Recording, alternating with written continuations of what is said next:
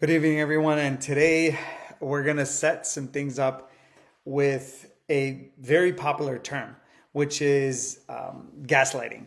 And this term is something that is thrown around in so many different ways. And what I wanted to do was go after this in such a way that it merges Islam and also it talks to us about modern psychology. And gaslighting isn't just a term that it's not just emotional abuse.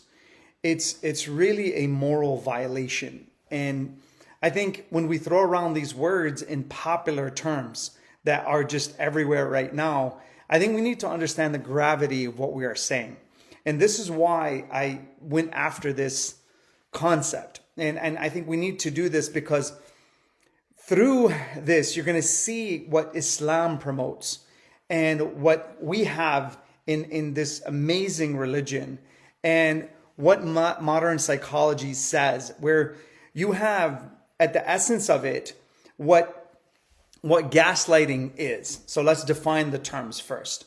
And gaslighting is a form of psychological manipulation where someone plays with, or where someone makes you doubt your own memories, your own perception, your own feelings of control.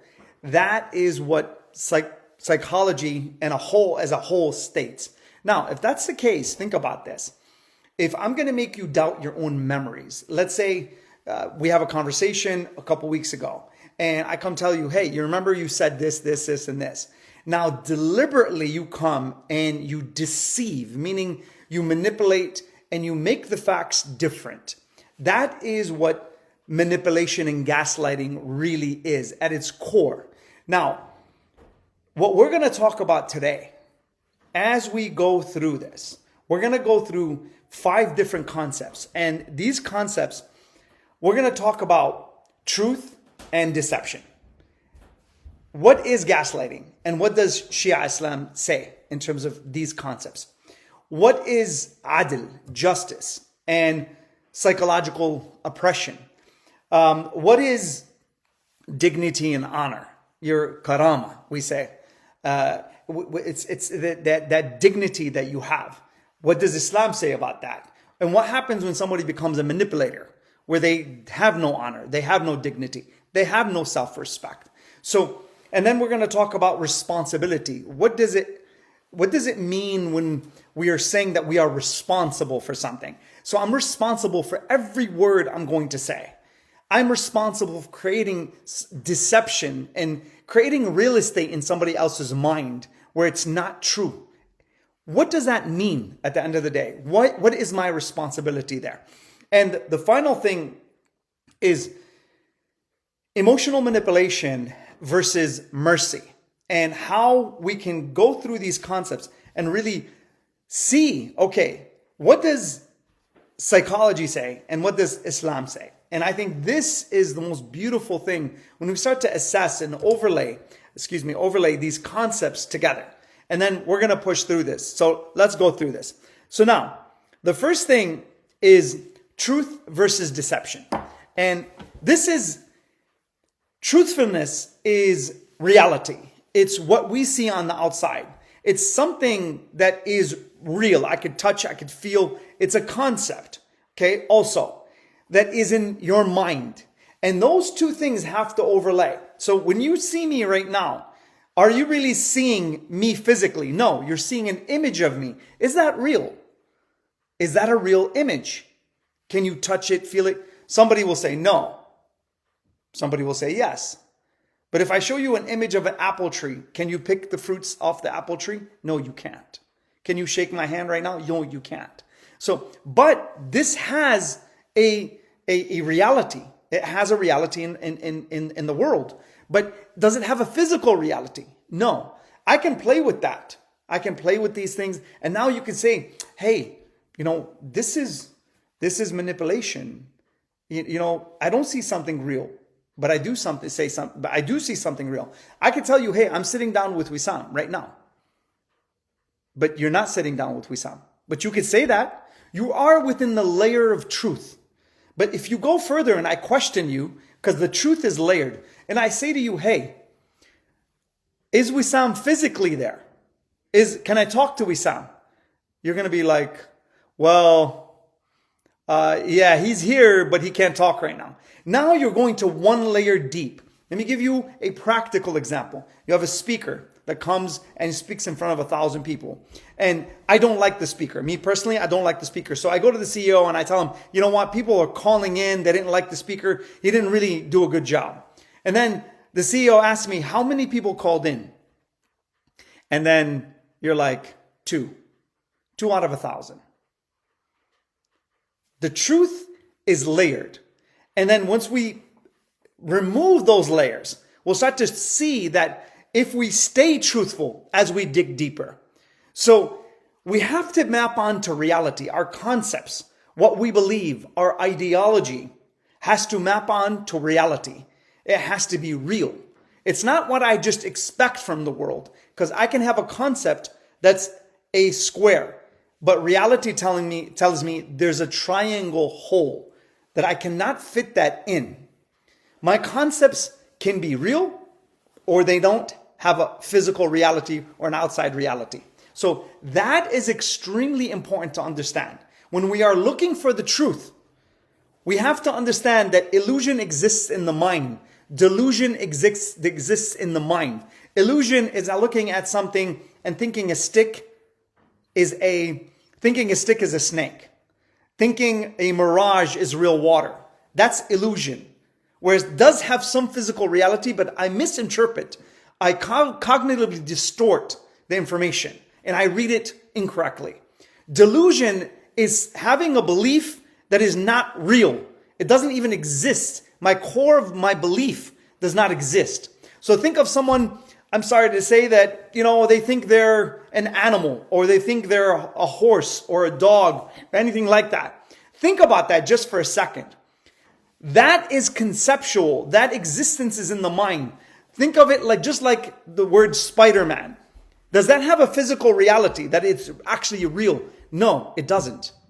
It's a concept. It only exists in the mind. But when the mind tries to find a unicorn, it tries to find Spider-Man, it tries to find a human that's actually a dog, what happens here? It doesn't have an outside reality. It's only conceptual. So now, that is the truth. That is truth and truth finding. What dictates the truth is the outside world to the inside world that we have in terms of conceptualization. Now, we put that forth. Now, truthfulness is the foundation of Islam. And when you think about it, but on the other side, gaslighting is rooted in denial and lying. Imam Ali alayhi salam, he says, the worst of people is a liar. Think about that. Why is lying in Islam so grave? Because you're creating delusion. In the Quran it says, Al-fitnatu ashaddu min al-qatl.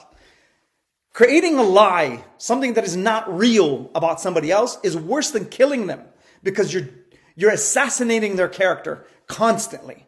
Where everyone sees them now in this particular light. Think of if you were wrongly accused of murder and you went to jail for 20 years and you come back out. It's very difficult to remove that stain off your character. It's not easy. Why? Because your reputation now has been tarnished. Islam speaks harshly against that. So in the Quran it says, Ya ayyuha alladhina amanu ijtanibu kathiran min adh-dhann inna ba'da adh-dhanni ithm. Meaning, O you who believe, if stay away from assumptions, because some of assumptions are a sin. ولا يغتب بعضكم بعضا ولا أيحب أحدكم أن يأكل لحم أخيه ميتا فكرهتموها. Okay, it's not coming out. فكرهتموها. Now, that verse specifically talks about don't go from assumptions to conclusions. Make sure you verify. Make sure you understand. And don't talk about each other. وَلَا يَغْتَبْ بَعْضُكُمْ بَعْضًا. And don't backbite. Don't put out there false information about someone because you are assassinating their character. Truthfulness is the center of Islam. That is one key component that you have to understand. Now, on that level, we have to get to a point that when Imam Ali alayhi salam talks about that, you want to see that a manipulator is twisting control and reality. So we have to be very careful in terms of this concept. Now, I want to explain something before I move on a little bit further, because in this reality, there are things that we need to understand. It's something that is extremely important. It's something that is we have to put together. Now, there's something in Islam, not in Islam, I'm going to give the general term. I'm not going to, there's a fiqh term for this, but I don't want to go into that. I'm just going to give a general term. And it's called a dals. A dals, in its meaning, it comes from the word dalasa. And what that means is to actually, which it means to conceal or hide something, and often intended to deceive. When somebody does that with intent to deceive, meaning my intention is I want to fool you. This kind of is almost fits onto gaslighting and what I'm doing here. So these terms actually exist in Islam, and we need to see how these things map out onto each other. And now, what is our responsibility? What are these 5 factors that we're going to go through right now? And when we set this up, I want you guys to understand that when we're pushing this forward, the truth versus falsehood, the truth is the center of Islam. I want you, that's the first part. So truth versus deception, that's number 1. Now, number 2 is al-adl, meaning having divine justice, having justice for yourself. In the Quran it says, وَأَقِيمُوا الْوَزْنَ بِالْقِسْطِ وَلَا تُخْسِرُوا الْمِيزَانِ. It says, uphold this scale of truth and do not deceive. Do not put one part of the scale on one side or the other. Do not deceive other people.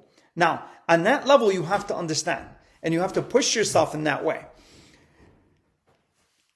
The other side is psychological oppression, and I think this is extremely important. In Shia Islam, al-adl and justice is a divine attribute, and upholding justice is the core of moral life. You have to be just. You have to be adil, meaning someone who does not oppress others, because oppression is extremely looked down upon in terms of Islam itself. So, is now manipulation a form of oppression? Yes, it is. So we have to understand that when we do this stuff, and if we are creating manipulative thoughts and ideas, I know a person, and you know what, I was going to give you that concept, but I'm not going to go into that but at the end of the day, when you choose to fool someone, like let's say your father, okay, let's say if you're a sister, you're driving and you're not supposed to be in a certain place, okay, then your father calls and he says, hey, where are you? You're like, okay, you're at somebody's house. But let's say you weren't driving, you were at somebody's house. Then you get in a car, you roll down the driveway and you say, I'm driving. You stay within the level of what? You stay within the level of what? Of truth. You stay within the level of these kinds of things in terms of what is happening and how that's actually working.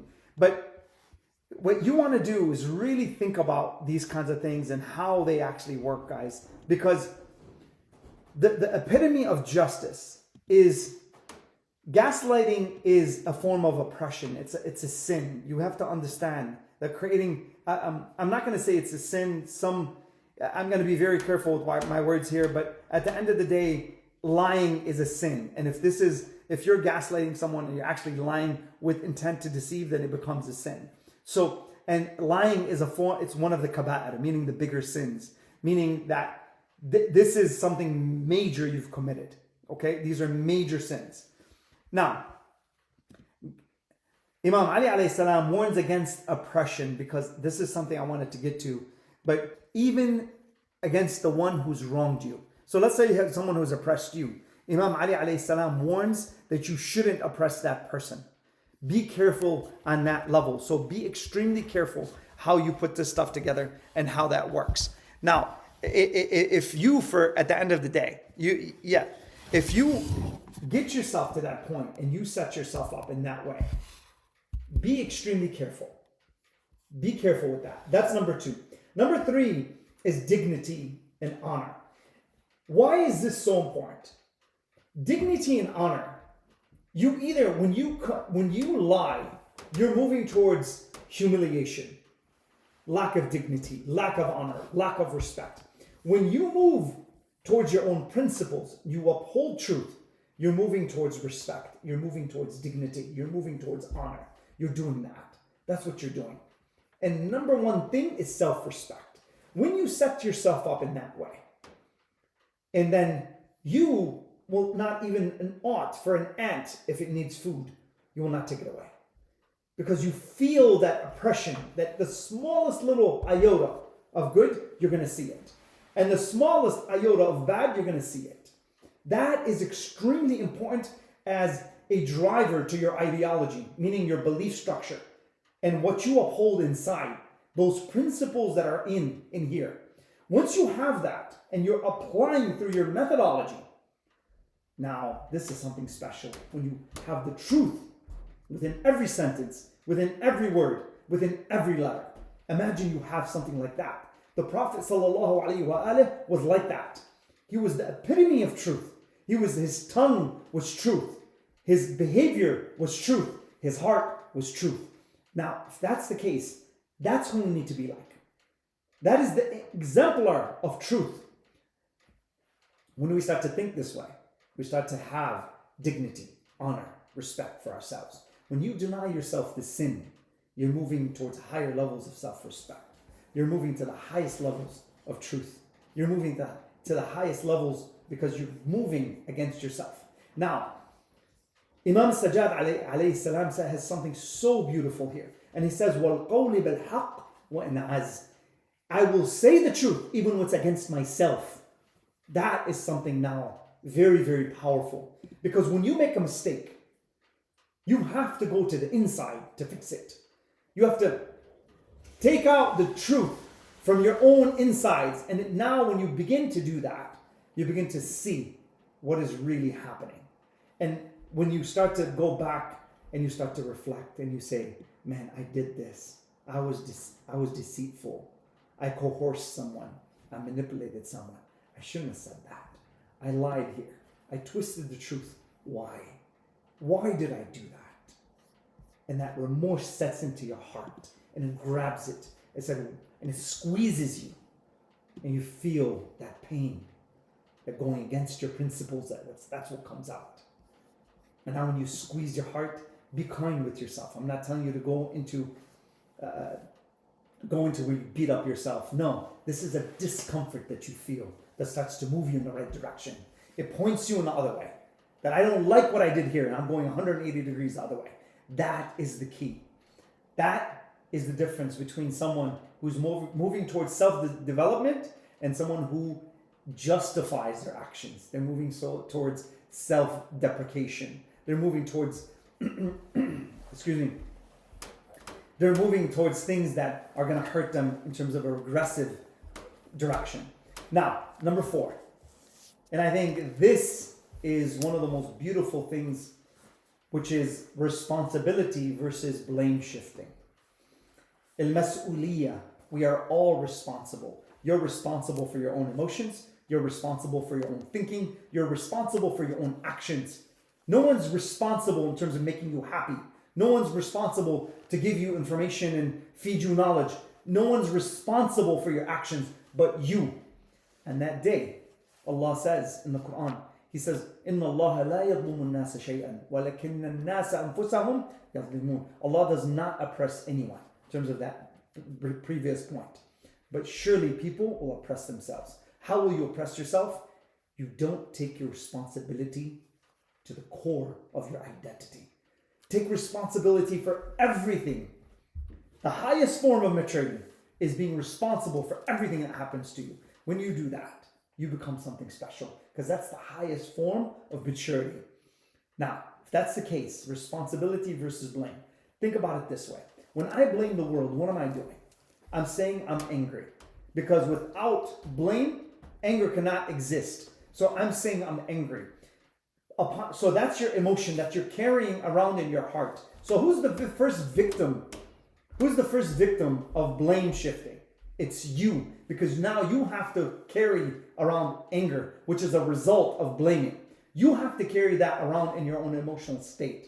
Think about that the next time you want to blame and you want to blame the world. Now, what happens on the next level? If I'm blaming a situation, a condition, a person, I'm saying it's unfair. This situation is unfair. When the situation is unfair, I get now to call myself a victim. But let's say I use victimization. I use that to deceive people, to get things that I shouldn't get. I go tell people my parents kicked me out of my house. They did this and they did this, and I start bad mouthing people. And now people believe my sob story. Let's say I'm making this up. Or let's say I'm a parent that is not upholding my parental obligations towards my kids. But what do? I say kids are all bad and this and that. And I make up stories even about my kids. Those are all forms of manipulation. Now, when you start to think about these things, and then I fool people, I fool them into giving me something, where I don't earn the social status through my competence. I earn it through my slyness in terms of my word usage, because I'm an artist in manipulation. And some people, they'll give you 99% of the truth, and they'll flip 1%. 1%, one small little angle, because they're so good at it. They're still deceiving you in some way. And I'm not going after, we all have certain things we need to work on. I'm just driving this point home because I think it's extremely important for us to really do a lot of introspection.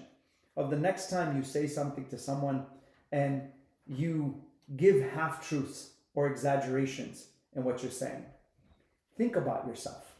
Think about that you're actually trying to appease this person instead of appeasing Allah. Think about that.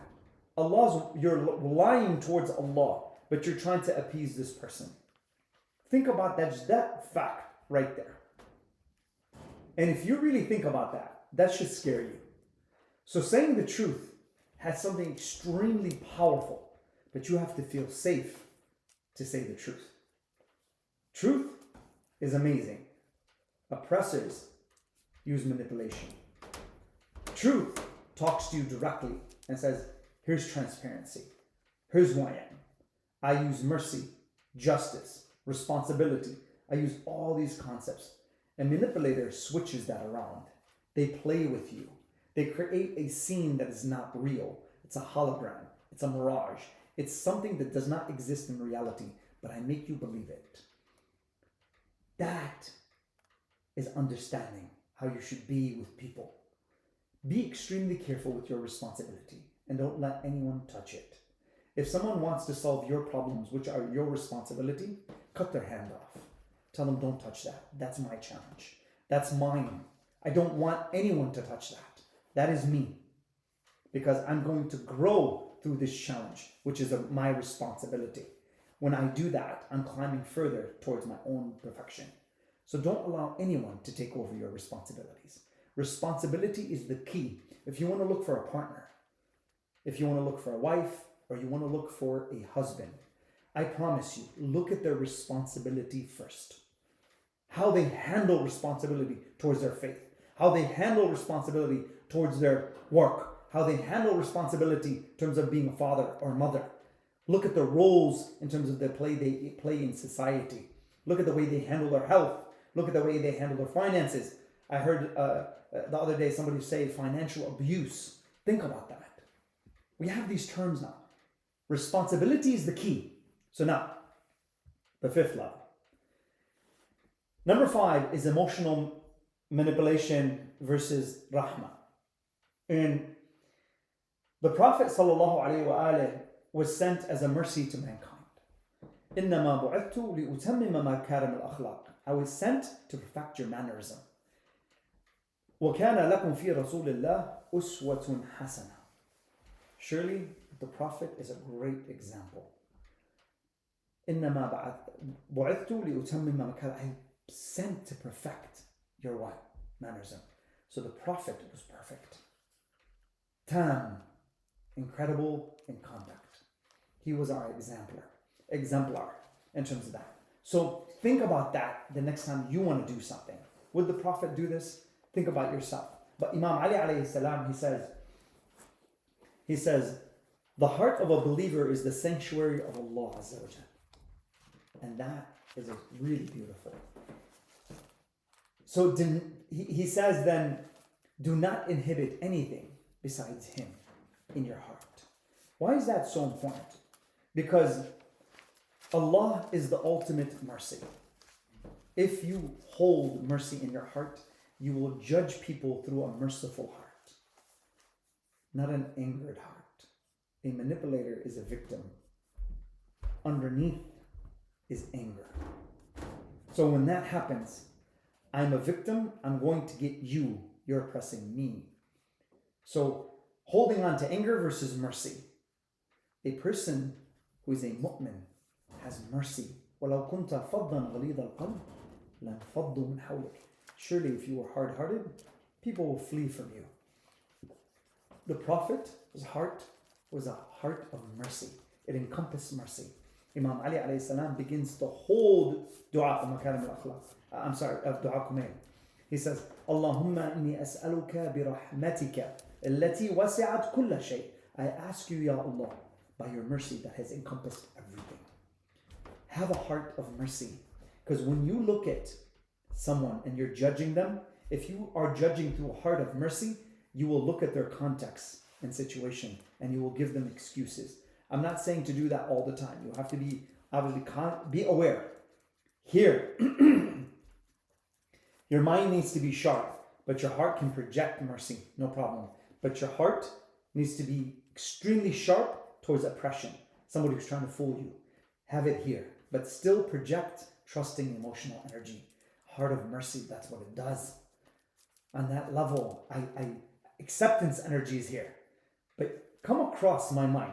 See how strong I am up here. You're not going to get me. Because I'm fortified mentally. And my heart, you're not going to touch it. You're not going to taint me with anger and inject me with something like that. That Imam Ali alayhi salam, he says, whoever controls you is the whoever angers you. Think about that. Whoever can hold their heart to mercy versus anger, you're not going to get me. There's nothing you could do here because I'm too sharp. That is a key. Now, to emotional manipulate, someone who's an emotional manipulator, they trespass the the sanctity and the sanctuary of their own heart. They cross their own self first, violating their essence of mercy. That's what they're really doing. They're hurting themselves first. And when I walk around with anger, I'm going to try to get everything out of you. When I walk around and I don't have mercy in my heart, it's very hard for me to feel gratitude.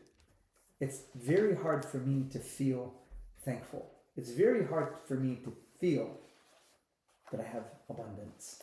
Think about that as well. So now, in conclusion, Ahlul Bayt alayhim salam and Shia Islam, Islam as a whole,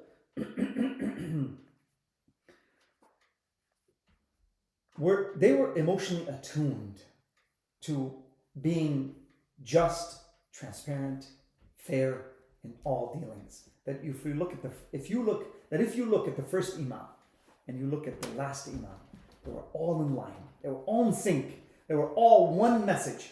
That is powerful. That is extremely powerful to see. And now when we see this, we start to see someone who's gaslighting you and someone who holds a moral code, someone who has an ethical code, and they carry around in their heart that is so powerful. But on the other side, okay, gaslighting stands as a form of total opposition of what we just talked about. And in authenticity, accountability, and compassion do not exist in this side. They exist in someone's heart who's bound down to Islam, who's bound down to someone who has the epitome of conduct, like Imam Ali alayhi salam, who has the epitome of conduct through Rasulullah sallallahu alaihi wasallam. These are the exemplars that we have. So follow their heart. Try to figure out what emotions they had with compassion, with accountability, with authentication of truth. When you have that and you start to push towards these things, gaslighting wouldn't even cross your mind, because your heart will hand you something that is so powerful in a moment where you need the truth. You need it. That Imam Ali alayhi salam says, he says, wisdom is a tree that sprouts in the heart, and its fruits manifest on your tongue. So when you need the truth and it's encompassed your heart will hand you a concept that is instantaneous when you need it. Your subconscious mind is aiding you with truth, and it will hand you something so eloquent on the tip of your tongue that you can answer in a second. And you say, hey, this, and this. And I'm not afraid to say who I am and what I think. I'm not afraid to present who I am as a person. This is power. The truth is power. Authentication, being authentic is power. Being transparent is power. Try it. But sometimes we get in difficult situations, and I understand. And if you're someone who's having a hard time with these kinds of things, it's okay. Just go back. We all have challenges. I have challenges. You have challenges. Everyone has challenges. Go back. Go back. Say from tonight, from today, from this second, I'm not going to do this anymore. I'm not going to allow my tongue to take me towards something I despise, and I know it in my heart. So till next time, guys, I really appreciate, again, everyone for tuning in. We have some great things coming up, and we have put up the website. Check it out, visit it.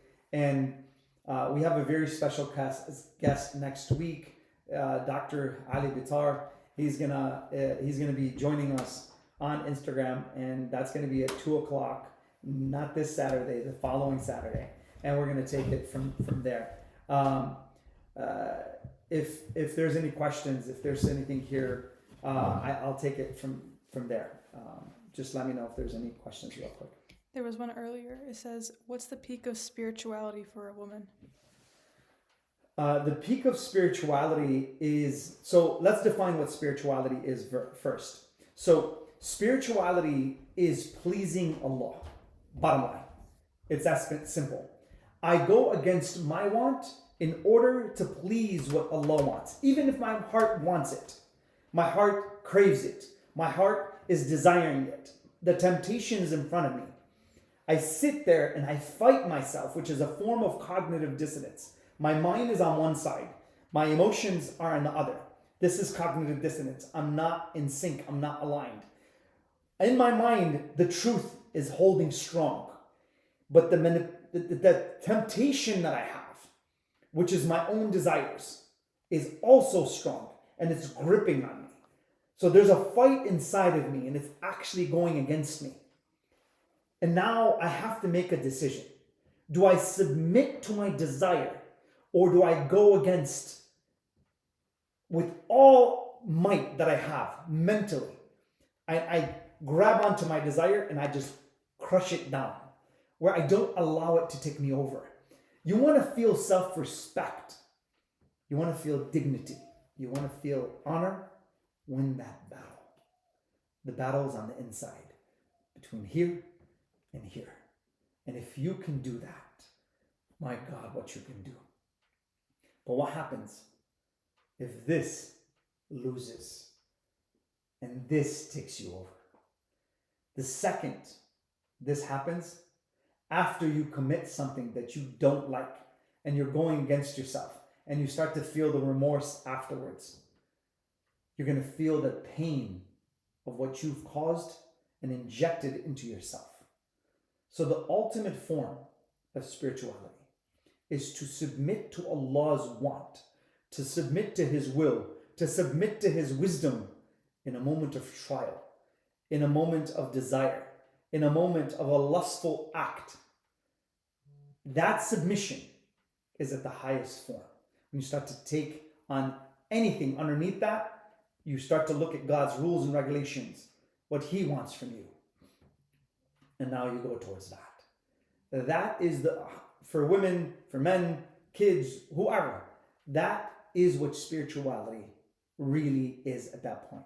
Now, some of us want to go towards spirituality. Some people use tarot cards. They're talking about the future. Okay. Some people use song and dance. They get into a trance. Okay. All these things exist because we're trying to enter another realm. Now there's actually coaches they're called mediums, where they can actually connect to the other side, the world, in terms of the other world, in terms of the metaphysical world. All these things are being used to do what?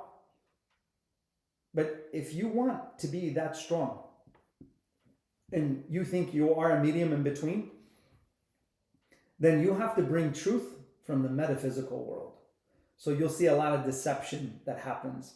They'll move things around, they'll close a room, they'll make it dark, they'll move things around, because I'm making things that are abnormal. I'm actually creating a power that I don't really have, but it's deception. Now, on that level, you start to see, okay, how these things work.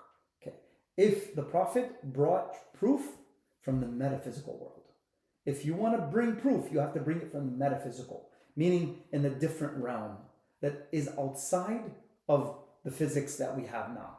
That is a miracle. The Prophet is a miracle in so many ways. I'm not going to get into that. But the highest form of spirituality is you submitting cognitively to Allah's will, to His wisdom, and to His want. And when you do that, and you realize that you are absolutely dependent on an absolute independent, that's conceptually, and always have hope in your heart, no matter what. Always have hope in your heart. Any other questions? All right. So guys, I'm going to close it out here, and we're going to take it to the next level because I think I'm out of time. Yes. All right. So from there, see you next week, and just take care of each other, and we'll see you on, hopefully, with Dr. Bitar next week. Take care.